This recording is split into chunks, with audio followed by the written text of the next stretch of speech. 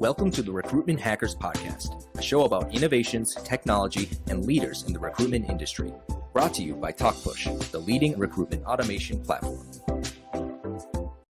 Hello, and welcome back to the Recruitment Hackers Podcast. I'm your host, Max Armbruster, and today I'm delighted to welcome Larry Nash. Larry is Director of Talent Acquisition for the Americas for EY, Ernst & Young, formerly known as, what was EY called a long, long time ago, Larry? Well, mentioned Arthur. Ernst & Young, but yeah, it was Ernst & Winnie and Arthur Young merged a long time ago to form Ernst & Young. I think it was 1989, around then. But so it's been a long time since we've been EY or Ernst & Young. Yeah, it was, and then EY, the acronym, became the official name just a few years ago, right? Correct. Yeah. Correct. Yeah. Great. Well, welcome, Larry. Thanks for joining us today. And I'll start by asking you how you ended up working in talent acquisition. If you can go back to your pre-EY days, which you've been there for over 18 years. So take us back to the start of your career. How did you end up in talent acquisition? Yeah, great. First, Max, thank you for having me on. Really looking forward to the conversation. So yeah, prior to joining EY, I was at Arthur Andersen, another professional services firm, where I was for 13 years in a variety of human resource roles, mostly in the recruiting space or talent acquisition space. And prior to Arthur Andersen, I started out at Price Waterhouse. So I have a theme in my career, Max, where I've spent all of my career within professional services and have just really enjoyed and loved the culture, the focus on people, the constant innovation and progressiveness and focus on inclusivity and diversity. So it's been over 30 years in the profession, as you said, almost 19 at EY, and it's been a wonderful experience for me. And for the last few years now, I've been leading our Americas, what we call actually talent attraction and talent acquisition. We used to be called recruiting, but recently we changed that to talent attraction and acquisition to recognize the broadness and diversity of our roles and the focus of not only getting candidates interested in the profession and in opportunities at EY, but obviously then having an amazing process to bring them in and assess them and hopefully join the organization. So we have an excellent community of recruiters or talent attraction and acquisition professionals across the world, and lucky to be a part of that team. You were mentioning this industry, what should we call it? Management consulting, well, the professional services at large as being an industry that you feel great kinship to, because I guess from the outside, it's something that's always good to have on your resume, something like that. So it's a great place to attract ambitious young talent coming out of the best schools. And still, I mean, I guess that's the main thing, right? From a talent acquisitions perspective, you don't have to fight too hard to get some pretty good resumes. Yeah, we use professional services because there's a multitude of services from consulting and tax and strategy work to a whole slew of services that all the organizations in the industry offer. And yes, we do feel we have a really strong brand, and part of our value proposition for candidates is an exceptional EY experience. It's yours to build, right? We provide the tools, the experiences, the platforms to help you grow your career as you want to grow it. Whether that's working in different service lines over the course of your career, whether that's making partner, wonderful achievement, or having just wonderful experiences and becoming a CEO somewhere else, or a CFO, or a chief development officer, or starting your own business. So we're really excited over the course of our life as an organization to build careers across industries and within our organization. And I would say, though, Max, it is certainly a competitive market out there right now. A lot of organizations, not just those in our vertical, but really in all facets of industries, are looking for a lot of the same talent. That's technology transformation or strategy work or deep technology skills or tax consultants. I can go on and on about what we're looking for, but a lot of organizations are looking for that top talent. So we work really hard to differentiate ourselves and to get to know talent and hopefully distinguish what we can offer versus what other organizations can. Certainly on the student side, we do a lot. We have a lot of programs to offer, from a variety of internships and challenges and programs.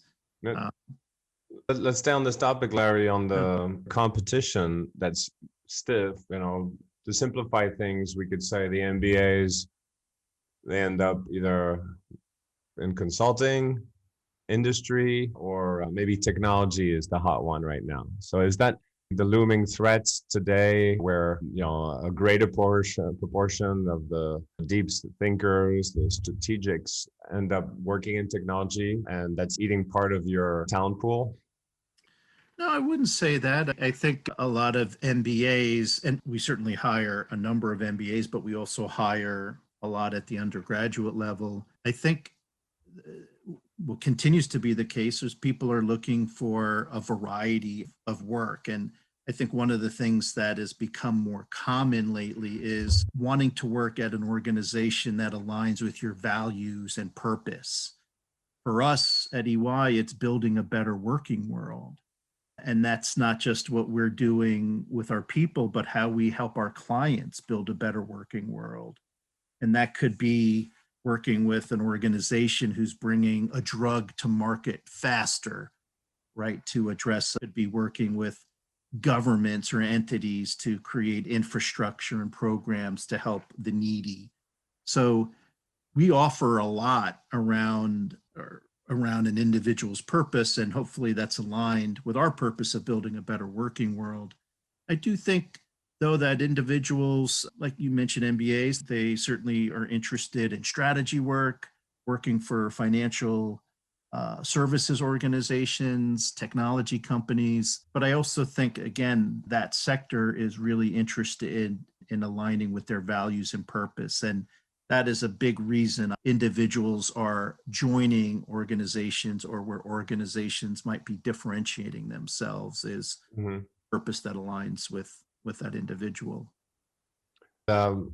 Thinking, almost 19 years at EY, and so you must have seen different styles of leadership and adapted to a changing market. So can you give us a sense for how EY's EVP has evolved during that time? It sounds, and I'm reading between the lines here, that perhaps EY is focusing a little bit more on the transformative power of its work on the workplace. And I'm still attached to the romantic notion of the road to partnership and the hyper competitive world of consulting, where you come in and you're treated like cannon fodder. But if you rise, then you can rise fast. So that's an image that maybe is a little bit dated.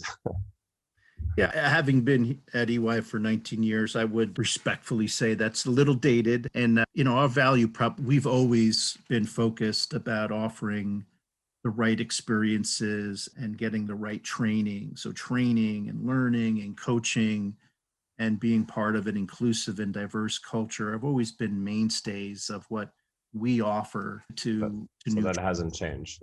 Yeah, that hasn't changed.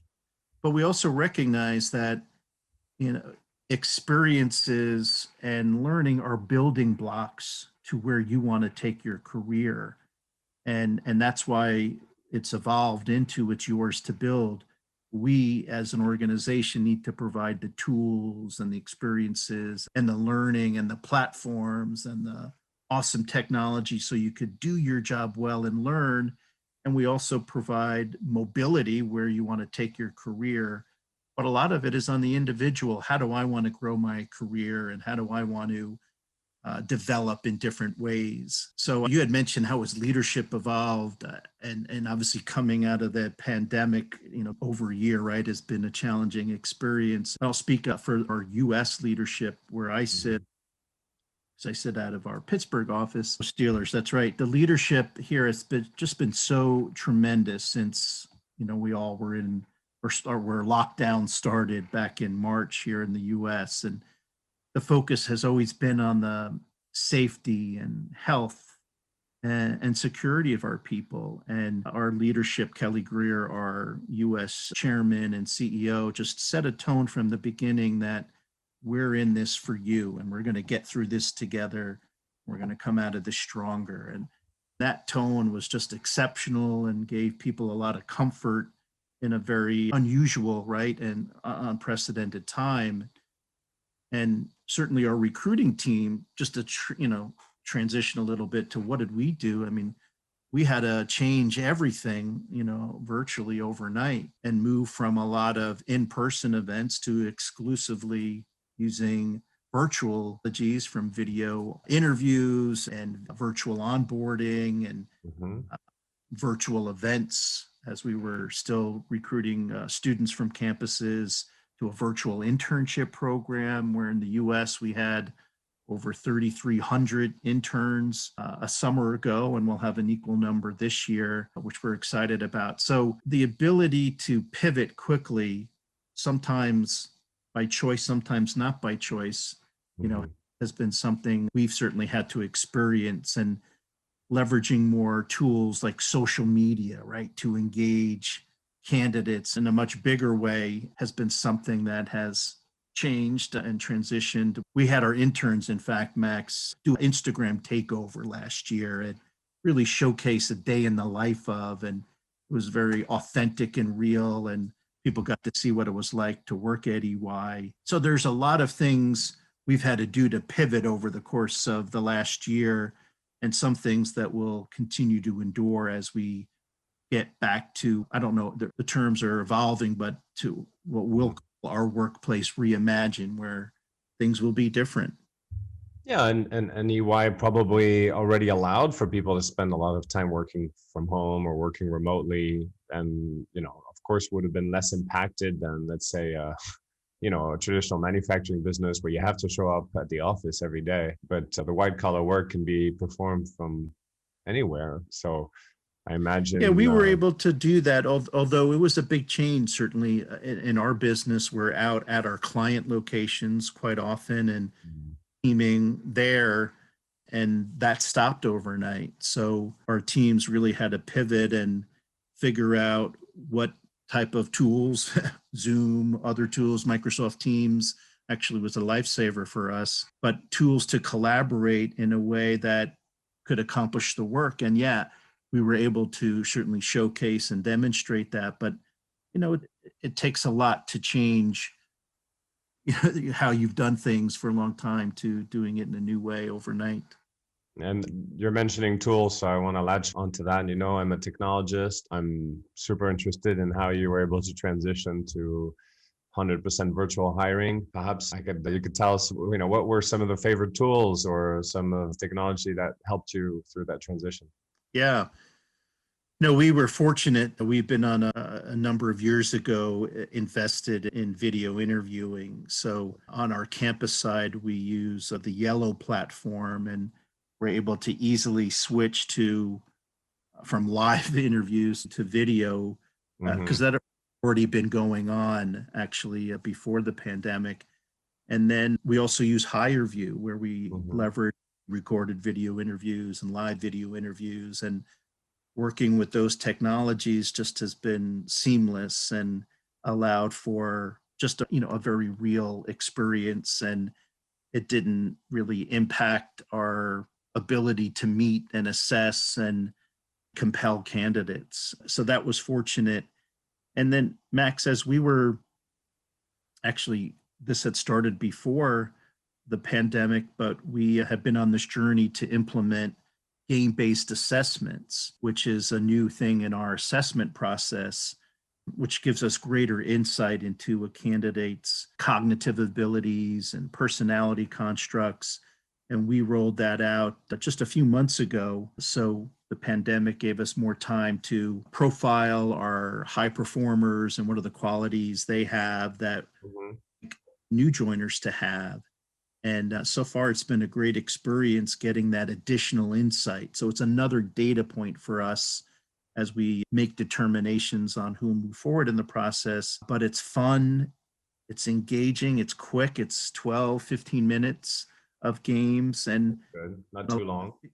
yeah, not too long. A lot of the feedback has been, hey, it's fun, it's challenging, and every participant gets an insight report, which gives them a takeaway whether they move forward in the process or not, and things that they can learn more about themselves and their stuff.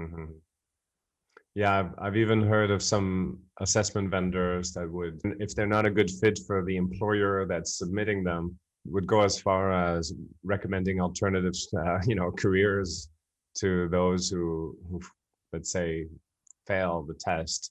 Although some tests are impossible to fail because there's no wrong answers. It sounds like in the case of your game, you are measuring cognitive ability, so there is a way you can fail, right? I wouldn't say there's a failure. No, I would say it's just getting an additional insight to more of your strengths. And, the important part of all this process, whatever vendor you choose, is what is it that you're looking for and what's the right match. And I do think you get better insights. I do think by having a consistent game, you're helping to reduce some unconscious bias in the process. And it just adds another data point to making perhaps more informed data decisions and not going on gut, which sometimes can happen in the assessment process.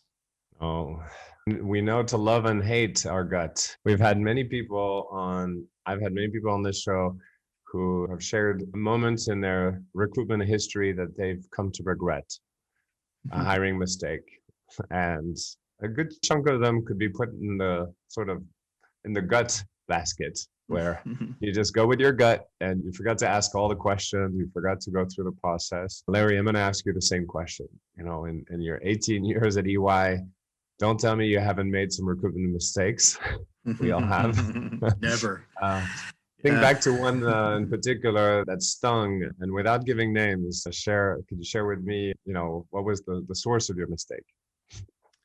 Yeah, no, I mean, certainly we've all made, I don't know if I'd say mistakes, but maybe, missteps. I know that's a nuanced word. I think for me, when I look back, it's when I didn't probe enough. I really didn't get under the surface of the traits and capability someone was bringing, and got a little bit too enamored with, this is what was stated on the resume, so this had to be the truth. So getting underneath it more is something I've focused on more after some of those experiences. So getting underneath that surface. So when I didn't do that enough, then I had certainly some mistakes. So you always have to take that resume, take that background, and really dive underneath it to understand the person's capabilities and what they did and what they bring to the table, to truly know more of what you're bringing into the organization. Yeah, no wishful thinking, basically. No wishful thinking. Don't assume positively. Great. Well, thinking about the last year and the change in the landscape for you, I'm wondering about the geographical element and whether, the longitude and latitude data that we could tag onto every single individual as to where they live or where they're going to go to work. As that element has lost its weight over the last year, how has that affected the map of the town for you and your recruitment strategy? Are you now looking at North America differently than you were a year or 2 years ago?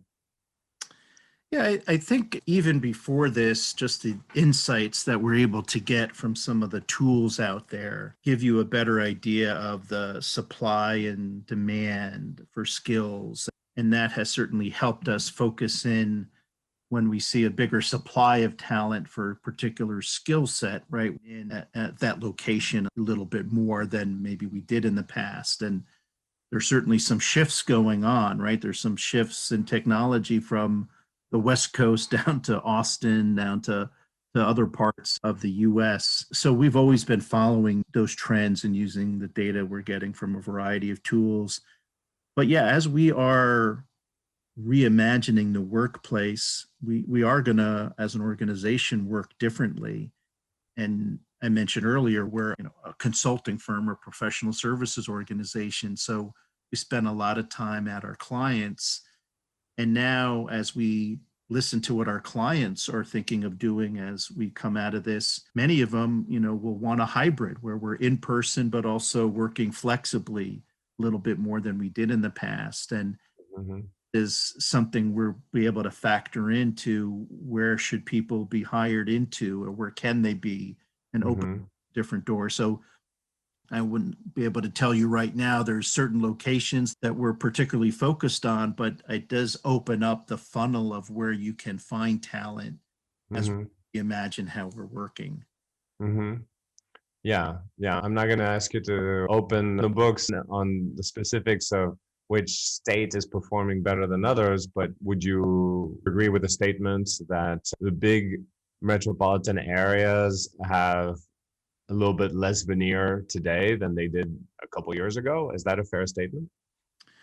I think it depends on the talent you're looking for, right? And you've got to get a bit granular to where that talent is. So, for example, if I'm looking for deep financial services experiences, right, certain cities are going to come to mind that have come to mind because that's where the talent is. Now, some of that talent may be shifting elsewhere, so we'll have other areas to look, but we certainly aren't going to ignore where those pockets of talent exist.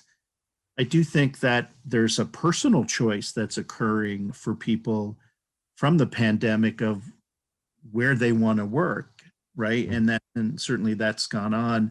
I do think it's hard to know if that's completely permanent, Max, or that's what's happening now, but things could shift back. So I think we have to pay close attention to those themes. I would say where we're headed is we're looking at an integrated workforce, right? An integrated workforce being our full-time staff. Where does automation play a role, right, in delivering work? How does the contingent workforce play a role? And how does our global organization also play a role in how we serve clients effectively? So I think all those levers or parts of our integrated workforce are getting looked at even more closely and differently with, just with some of the changes that are going on in the world.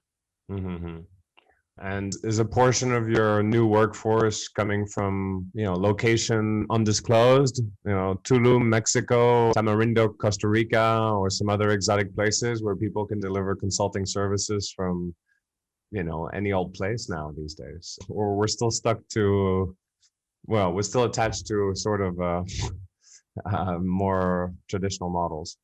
Yeah, I'd say right now in the US, those working in the US organization are resident in the US. And I don't think that's changing in the near future, but certainly something we need to pay close attention to. Who knows? Yeah. It's becoming a small world. And well, the small world has brought us together for a nice chat. And I am personally thankful for the time that I've spent in management consulting because,